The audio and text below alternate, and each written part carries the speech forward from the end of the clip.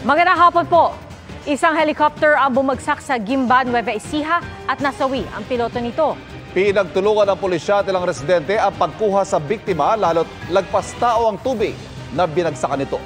Nakatutok si Von Aquino. Kita pang ilang bahagi ng RPC-3424 helicopter na ito na bumagsak sa tubig sa isang palayan sa Purok Arimongmong sa Barangay San Miguel, Gimba, Nueva Ecija. Ayon sa Gimba Police Station, pasado 5:00 ng hapon kahapon, nakarinig ng tunog ng helicopter at pagsabog ang mga residente. Nakita po yung isang light helicopter na nakalubog po sa sapa. Nung nag-conduct po tayo ng rescue operation, may nakuha po tayong isang katawan ng babae na patay na. May narinig akong malabog. Sabi ng pulis, sisirin na namin para may rescue yung sakay. Kaya yun, hinarap-harap namin. Ako ang nakakita sa kanya, nakahawakan ko siya. Iniwan namin yung seatbelt. Kakuha yung seatbelt na naigpit. Hindi niya naalis. Kung naalis yun, may posibilidad siyang nakalabas. Kano kalalim? Hanggang nagpastuhod po. Nagpastuhod. Tapos po yung yung putik pa lang po yun? Oo. Yung tubig po? Lampas tao. Ayon sa Civil Aviation Authority of the Philippines o CAAP, 10:22 ng umaga kahapon nang umalis ang helicopter pa Baguio City kung saan inihatid nito ang isang pasahero. 11:51 a.m. nang lumipad ito mula Baguio pa Binalonan, Pangasinan at naglanding doon ng 12:05 ng tanghali para mag-refuel. Nagkaroon ng having a hard time starting the engine daw yung helicopter at umalis po naman ang Binalonan ng 4:30. Unfortunately, hindi na nakarating doon sa home base at nag-crash dito sa Gimba, Nueva Ecija. Sabi ng CAAP sa pagitan ng 7:04 hanggang 7:14 kagabi, nakatanggap ang Philippine Aeronautical Rescue Coordination Center ng Emergency Locator Transmitter Alert mula sa bumagsak na helicopter. Nakikita ho yung posisyon ng mga aircraft. Kasi ho yan, tayo nakalagay doon sa likod. Pag nagkaroon ng crash, whether land or sea, mag-activate ho yan at malalaman namin kung saan lugar siya bumaba. Patay ang 25 anyos na babaeng piloto. Ayon sa CAAP, nakadispatch na sa crash site ang mga aircraft accident investigator. Ang investigasyon para malaman ang sanhi ng pagbagsak ng helicopter, posible umanong tumagal ng 30 araw. Dagdag ng CAAP, grounded muna at i-inspeksyonin din ang mga kaparehong aircraft model ng air operator na Lion Air Incorporated, ang may-ari ng bumagsak na helicopter. Nakatutok daw muna sa piloto at helicopter ang investigasyon para matukoy kung may pananagutan ng air operator. Sinusubukan pa naming kunin ang panig ng Lion Air Incorporated pero walang sumasagot sa kinokontak naming numero. Tumanggi munang magbigay ng pahayag ang mga kaanak ng biktima. Para sa GMA Integrated News, Von Aquino, nakatutok, 24 oras. Patuloy ang pagtaboy ng ating Coast Guard sa mga barko ng China sa West Philippine Sea, lalo't pabalik-balik sila gaya po ng tinaguriang monster ship na namataan ulit malapit sa Zambales. Nakatutok si Jonathan Andar. 34 nautical miles o halos 63 kilometers lang mula sa baybayin ng Bolinao, Pangasinan. Ganito kalapit ang vessels 3104 at 3301 ng China Coast Guard nang namataan kaninang umaga. Agad pinalipad ng Philippine Coast Guard ang kanilang Islander aircraft at sinubukang itaboy ang mga Chino.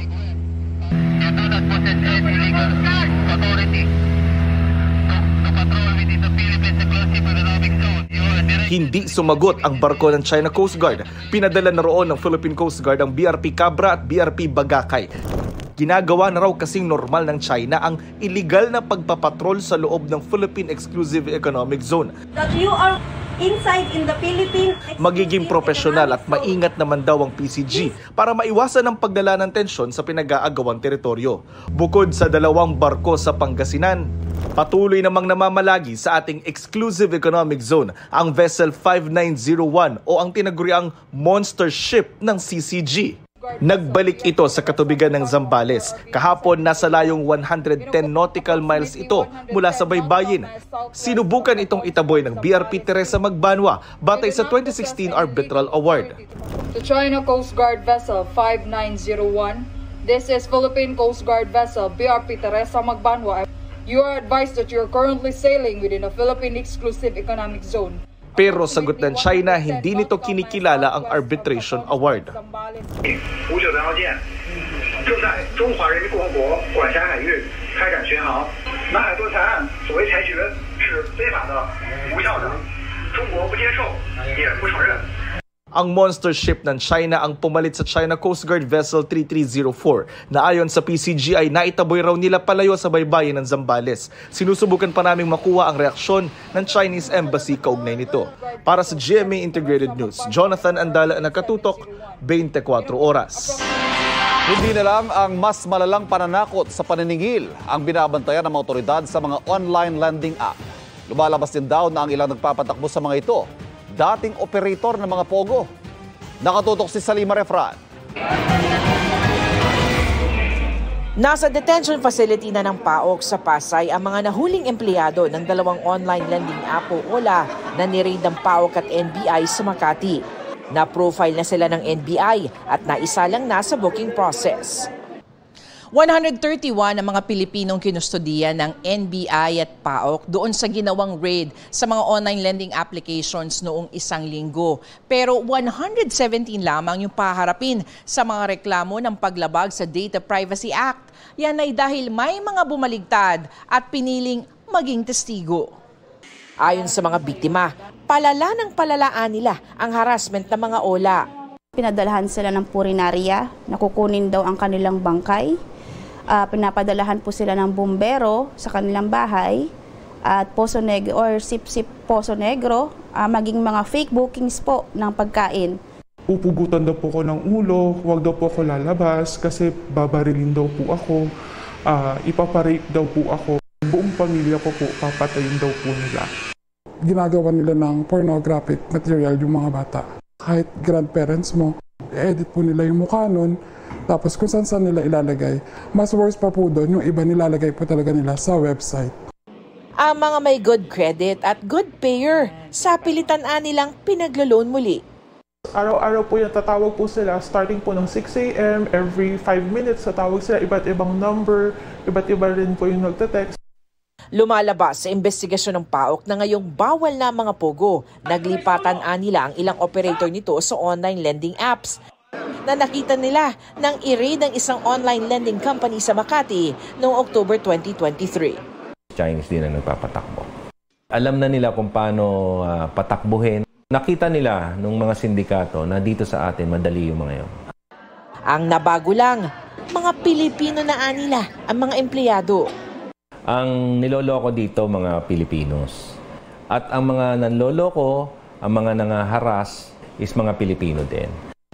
Ang Securities and Exchange Commission o SEC ang nangangasiwa sa financial lending instruments tulad ng mga online lending applications o platforms. Mula 2023, halos 24,000 reklamo na ang tungkol sa unfair debt collection ng mga OLA. Pero mahigit 300 lang ang naghabla. May mga kasong naihain ng SEC sa piskalya laban sa mga korporasyong may hawak sa mga nirereklamong OLA. Sa SEC Circular 2019-18, nakalatag ang mga bawal sa paniningil ng utang tulad ng pagmumura, pagbabanta at pagsasapubliko ng impormasyon.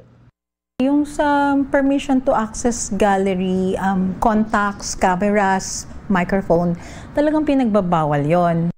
Para sa GMA Integrated News, Salima Refran, Nakatutok, 24 Oras. Sa patuloy na paggulong ng investigasyon sa dalawang disgrasya sa himpapawid sa Amerika, lumabas na nangyaring air collision sa Washington na nagsasagawa noon ng evacuation simulation ang Black Hawk helicopter. At sa plane crash naman sa Philadelphia, 7 na ang nasawi. Nagbabalik si Salima Refran.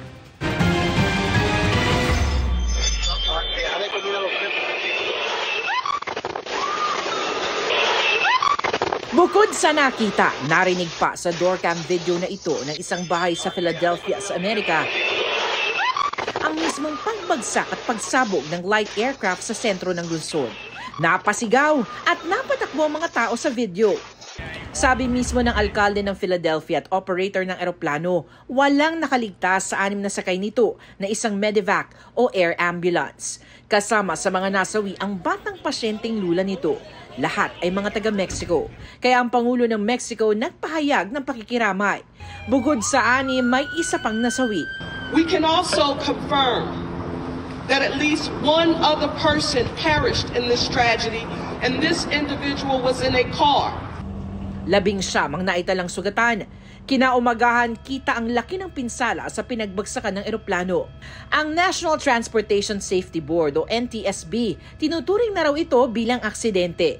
Hinahanap pa rin ang black box o cockpit voice recorder nito na posibleng sira na rin dahil sa pagkawasak ng eroplano. Pero batay sa recording na hawak nila, walang anumang naiulat na issue ang mga nagpapalipad ng eroplano sa air traffic controllers. Kasabay ring iniimbestigahan ng NTSB ang salpukan ng commercial plane at Black Hawk helicopter sa Washington, D.C. kung saan isang Pinoy ang kabilang sa mga nasawi. Kinumpirma ng ilang opisyal ng Amerika na sumasailalim daw noon ng helicopter sa pagsasanay sa paglikas sa matataas sa opisyal sakaling may kalamidad o pag-atake sa lugar. Kasama raw sa misyon ng mga sundalong sakay nito ang pagsuporta sa U.S. Department of Defense kung may di inaasahang pangyayari, ayon sa Chief of Staff ng Aviation Directorate ng US Army. Pinoproseso na rin ang impormasyon mula sa cockpit voice recorder at flight data recorder ng commercial plane. Sa inisyal na ulat ng NTSB, nakalipad na noon ang commercial plane sa taas na 325 feet. Posible raw na mas mataas ang lipad ng Black Hawk helicopter na 200 feet lang dapat ang maximum altitude. Nagbabala rin daw ang air traffic controller sa helicopter na may malapit na commercial plane 2 minuto bagong disgrasya. Hinahanap pa ang ilang bahagi ng mga aircraft at iba pang labi. Para sa GMA Integrated News, Salima Refran, Nakatutok, 24 oras. Tumaob ang motorbangka na yan sa bayan ng Tubigon, Bohol. Ayon sa Philippine Coast Guard, dahil yan sa malaking alon at malakas sa hangin na sinuong nito, nailigtas ang 10 sakay nito. Sa Tagkawayan, Quezon, hinahanap ang 2 lalaking sakay na lumubog na bangka sa ilog kahapon na umaga. Kwento ng pulisya, bumangga ang bangka sa mga bakal ng ginagawang tulay. Dahil malakas ang agos, tuluyang lumubog ang bangka. Nakaligtas ang 4 sa 6 na sakay, kabilang ang bangkero. Eksklusibong nakuhanan ng GMA Integrated News ang pagdating sa Amerika ng byuda ng PNP officer na nasawi sa air disaster sa Washington, D.C. Daroon siya para kilalanin ang bangkay ng kanyang mister. Nakatutok si Jonathan Andal. Paglapag sa Washington, D.C., hindi napigilang umiyak ni Rio, ang may bahay ni Police Colonel Pergentino Malabed Jr. Naroon siya para opisyal na kilalanin ang bangkay ng mister na si Bong, na isa sa mga pasahero ng American Airlines Flight 5342 at kasama sa 67 nasawi. Matapos nitong makabanggaan ng isang Black Hawk helicopter. Nasa Amerika noon si Malabed para inspeksyonin ang all-purpose vest na binili ng PNP. Para alalahanin ng mga nasawi, may inilagay na makeshift memorial malapit sa pinangyarihan ng insidente. Sumalubong kay Rio, sina Police Attaché General Moises Villaseran Jr., Consul General Donna Rodriguez at kinatawan ng American Airlines. Mula airport, dinala siya sa hotel bago isailalim sa briefing habang hinihintay na maproseso ang pagbabalik Pilipinas ng labi ng kanyang mister. We don't know kung kailan i-release ng ating authorities. Meron kasing expert na medical expert dyan na examiner na nag-determine muna kung pwede na i-release o hindi. So marami pa tayong gagawin. So it takes how many days muna bago siguro mailabas po natin. Tiniyak ni Consul General Rodriguez na tututukan nila ang documentation ng mga labi ni Malabed para agarang maiuwi sa bansa. Hindi nagpa-interview si Rio pero ipinaabot niya ang pagpapasalamat sa mga nagdarasal at nakikiramay sa kanilang pamilya. Si Police Attaché Villaseran, itinuturing daw kapatid si Malabed at isa raw sa mga pinakamagaling na kadete ng PNP Academy Class of 1998. Bago ang trahedya, nagpadala pa sa kanya ng memo si Malabed para sa isang courtesy call. Actually, medyo workaholic ang tao na to, no? And matagal siya dyan sa DL o Directorate for Logistics. Nakaangat siya sa class niya eh. Nagpahatid din ng pakikiramay sa US Ambassador to the Philippines, Mary Kay Carlson, sa pamilya at katrabahong naulila ni Malabed. Para sa GMA Integrated News, Jonathan Andala, Nakatutok, 24 oras. Nag-viral ang isang pedestrian lane sa Marikina dahil ang timer sa traffic light nito, 10 segundo lang. Ikaw ba, kaya mo yung tawirin? Yan ang tinutukan ni Darlene Kai. Paulit-ulit ang paalala sa lahat na tumawid lang sa tamang tawiran. Mahigit 9 aksidenteng kinasangkutan ng pedestrians ang naitala sa unang bahagi ng 2024 base sa datos ng GMA Integrated News Research. May namatay sa 28 na insidente, habang may sugatan naman sa 879. Pero saan ba lulugar ang pedestrians kung sa mismong itinakdang tawiran, mabangga pa rin sila? Ayon sa Republic Act 4136 o Land Transportation and Traffic Code, prioridad ang pedestrian sa may kalsada na may crosswalk o pedestrian lane, maliban sa intersections kung saan may traffic enforcer o traffic light. Sa mga kalsadang walang tawiran, kailangang magbigay daan ng pedestrian sa mga sasakyan. Pero sa isang bahagi ng A. Bonifacio Avenue sa Marikina na may pedestrian lane, tila nakikipagpatintero sa mga sasakyan ang mga tumatawid. Mas nakakalito kasi yung iba pong sasakyan, humihinto sila, yung iba hindi. Siyempre nakakatakot, baka may bigla kaming babangga, di ba? Sa kanto naman ng Sumulong Highway at Katipunan Extension sa Marikina, may tawiran with matching countdown pa ang pedestrian sign. Ang problema, 10 segundo lang ang oras para tumawid. Napagkatuwaan tuloy yan ng netizens. Pati ako kumasa sa challenge. Simula na ng 10 segundo, tingnan natin kung kakayanin ko. Kailangan, kung hindi ka naglalakad ng mabilis, talagang tumatakbo ka para umabot. 3, 2, 1. Umabot tayo doon sa timer. Saktong-sakto lang. Pero kasi isipin nyo, medyo bata pa ako. Paano kung yung tumatawid, senior citizen, PWD, may dalang bata o kaya buntis? Kakayanin ba nila yung 10 segundo? Masyado maiksi naman yun. Di ba? Kung lalo na kung matanda ka, pareho ko, 85 na ako, hindi naman ako pwedeng tumatakbo. Sa isang mensahe, sinabi ni Marikina Mayor Marcy Teodoro na sa MMDA daw galing ang traffic light pero nag-iimbestigan na rin siya ukol dito. Sinusubukan pa namin kunin ang pahayag ng MMDA. Para kay Gus Lagman ng Automobile Association of the Philippines, may kakulangan sa pagpapatupad ng mga batas sa kalsada. Dapat laging maingat ang mga motorista lalo kapag nasa intersection gaya rito. Kapag intersection, dapat mag-minor sila. Di ba? So, it's safer to cross doon sa mga intersections. Bukod sa mga motorista, dapat responsable rin ang pedestrians. Sa isang bahagi ng Aurora Boulevard sa Quezon City, maraming tumatawid sa hindi naman tawiran at kahit may footbridge sa malapit. Malaki rin daw ang maitutulong ng mas magandang mga infrastruktura gaya ng signages at iba pang teknolohiya gaya nitong sa Makati City. Stop. Signal is red. Push button and wait for signal to cross. Signal is green. May sensor sa may pedestrian lane kaya mapipigilan ng tangkang pagtawid sa gitna ng traffic. Para sa GMA Integrated News, Darlene Kai, nakatutok 24 oras. 2 beses nagbuga ng abo ang Bulkang Canlaon sa loob ng 20 oras. Ayon sa PHIVOLCS, naitala ang panibagong ash emission bandang alas 10 ng umaga kahapon at tumagal ng 3 minuto. Umabot sa 150 metro ang taas ng plume. Nasa alert level 3 pa rin ang bulkan kaya inirekomenda pa rin ang paglikas ng mga residente sa 6-kilometer radius mula sa bulkan. Sa evacuation center sa Las Castellana, Negros Occidental, 2 sanggol na ang namatay dahil sa pneumonia. Aminado ang La Castellana LGU na hindi kakayanin ng mga health worker ang dami ng mga evacuee doon. Kaya humihingi sila ng kooperasyon sa mga nagsilikas.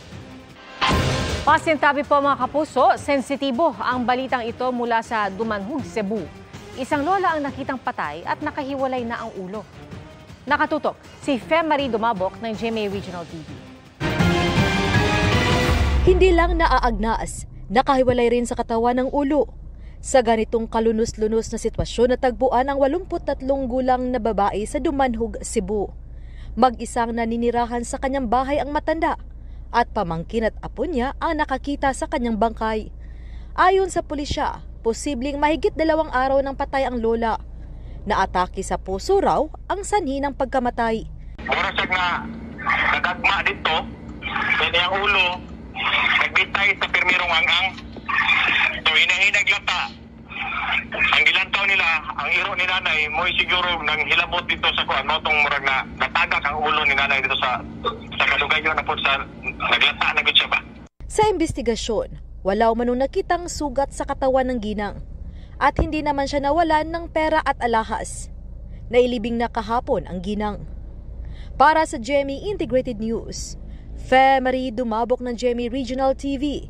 Nakatutok 24 oras.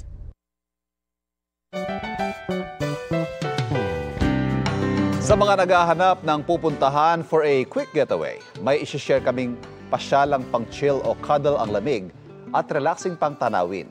May view deck din na bago marating may pagdaraanan munang challenge. Kung saan yan alamin kay Jasmine Gabriel Galban ng GMA Regional TV. Kalahating oras ang layo mula sa Baguio City. Mabibisita ang bagong bukas na forest park sa Itogon, Benguet. Dito, nature takes center stage. Mula sa libu-libong pine trees, malamig na temperatura at picture-perfect na tanawin, may 50 meters na tree walk na maaaring lakaran. Kagandahan lang. Kalikasan. Kaya medyo kami sa mga kalikasan. Bentahin ng lugar ang mga view deck. Tulad ng isang ito na para marating ang dulo, kailangang harapin ang takot at lula sa pagtawid sa glass walkway na 17 meters by 3 meters ang sukat. Ligtas naman daw lakaran ang salamin dahil laminated at tempered ito. The initial design of that is to have concrete flooring, but we opted for glass because it's lighter material and it can accommodate more people. So the load-bearing capacity of the Alapa app itself exceeds the space on top for people to stay. Fulfilling doon yung mga pictures na nakuha kasi yun yung moments na na-capture and yun yung laging babalikan na lang namin. Sa mga plantita at plantito, meron ding Samyu Garden kung saan matatagpuan ang mahigit sa 300 varieties ng fern at iba pang nagagandahang halaman at bulaklak. Kasabay ng pagbubukas ng forest park ang panawagan sa mga turista na alagaan, ingatan at pahalagahan ng kalikasan. Para sa GMA Integrated News, Jasmine Gabriel Galban ng GMA Regional TV, nakatutok 24 oras. 4 na magkakaanak ang patay matapos matrap sa nasunog nilang bahay sa Balanga City, Bataan. Kabilang sa mga nasawi ang 3 taong gulang na batang babae. Ayon sa Fire Marshal, hindi nakalabas ang mga biktima dahil nakalak ang bakal na pinto at nakagrills din ang mga bintana. Iniimbestigahan pa ang sanhi ng sunog at tinitingnan ng anggulong nagsimula raw ang apoy sa kandila dahil wala raw kuryente sa bahay. Nahuli sa Caloocan ng isang suspect sa pagpatay noong 2022 na hinihinalang nag-ugat sa gang war. Nakatutok si EJ Gomez. Sa operasyon ng Northern Police District alas 11:30 kahapon ng umaga sa Barangay 178, Caloocan City, naaresto ang 18 anyos na suspect sa kasong murder. Arestado ka, tabisa ng warrant of arrest. March 14, 2022 nang naganap ang krimen ayon sa pulisya. Si alias Bugoy, isa raw sa 3 tinuturong pumatay sa nooy 15 anyos na biktima. Base sa investigasyon, gang war umano ang ugat ng pamamaril. Nakilala siya dahil sa CCTV sa lugar ng krimen. Gumanti raw ang grupo ni Bugoy matapos sinaksak ng grupo ng biktima ang tropa nila. Yung 3 po silang magkakabarkada po. Ang biktima po natin, ma'am, is binaril po sa dibdib, which is binaril po ng dibola na shotgun na bala. Kaya isang tama lang. Matapos ang krimen, nagtago raw si alias Bugoy sa Tacloban, Leyte, Bohol at Taguig. Hindi po talaga ako yung totoong bumaril, ma'am. Kala ko po stroll lang po, ma'am. Sumabay lang po ako sa dumating na tropa na motor. Hindi ko naman po alam na may dala po silang bakal, ma'am, na tapos ganun po yung mangyayaring. Pinaghahanap pa ng pulisya ang 2 kasama niya na nasa listahan ng most wanted persons sa NCR. Para sa GMA Integrated News, EJ Gomez, nakatutok 24 oras. Mabilis na chikahan tayo para updated sa showbiz happenings. Saan aabot ang pajama outfit mo? Yan ang hirit ng fans sa new snaps ni My Ilonggo Girl star Jillian Ward na strolling in BGC habang suot ang kanyang PJs. Balota tops Netflix movies in the Philippines. Matapos umarangkada sa Cinemalaya, sa Netflix naman umani ng kaliwat kanang papuri ang pelikula ng GMA Pictures at GMA Entertainment Group. Kaya thankful ang bida at 2024 Cinemalaya Best Actress na si Marian Rivera sa overflowing support.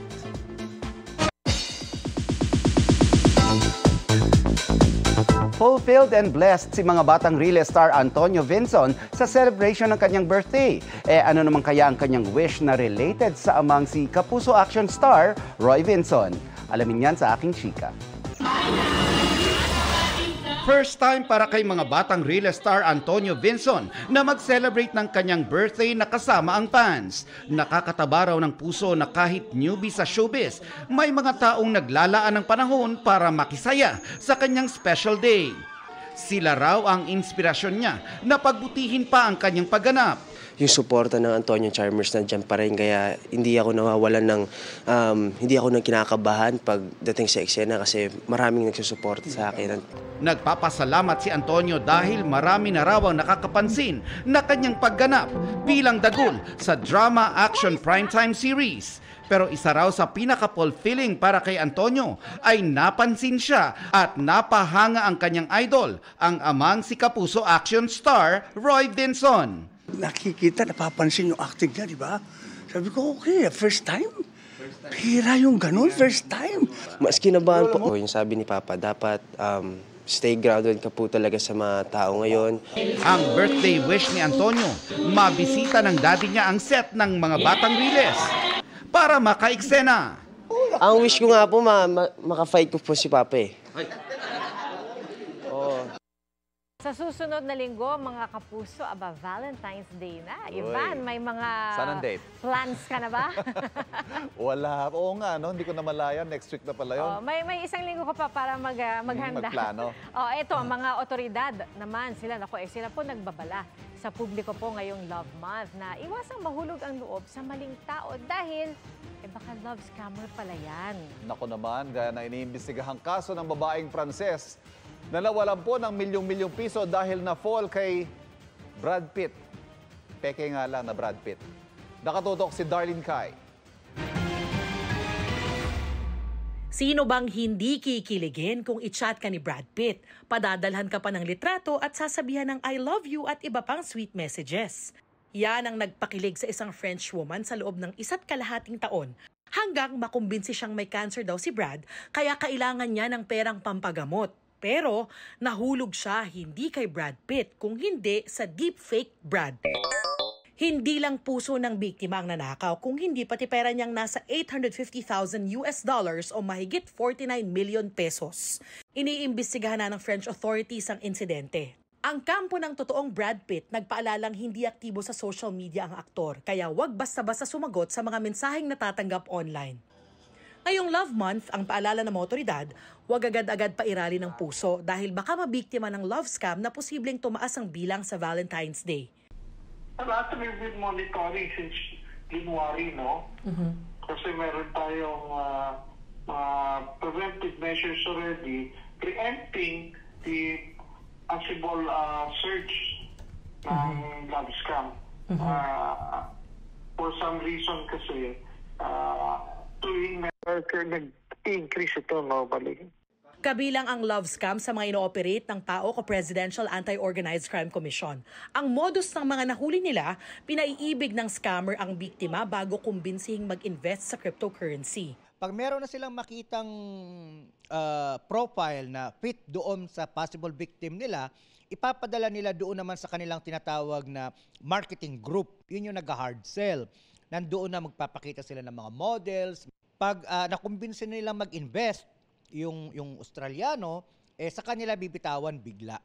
Nagbabala na kamakailan sa Australians ang Australian Federal Police laban sa love scam, pati ang Philippine authorities gaya ng NBI. Sa isang raid kasi ng PAOK noong October 2024, nalaman nilang may nasa 5,000 phone number sa Australia ang muntik ng mabiktima. Paulit-ulit na paalala ng mga otoridad, mag-ingat sa mga taong kinakausap online. If it's too good to be true, it probably is. Ibig sabihin, kung ang isang bagay ay halos hindi ka panipaniwala, huwag kang maniniwala. At ang pinaka-importante sa lahat, huwag magsisend ng pera o anumang personal na impormasyon sa mga taong nakikilala lang online. Bukod sa investigasyon at pagtugis sa mga nagpapatakbo ng ganitong operasyon, plano rin ng CICC at ibang ahensya na tulungan ang publiko na matukoy ang deepfakes. We launched the program distributing specialized tools to partner agencies on detecting the fake content. Magkakaroon tayong designated person of special interest who will help the public determine kung ang content na nakita nila is fictitious or not. Para sa GMA Integrated News, Darlene Kai, Nakatutok, 24 Oras.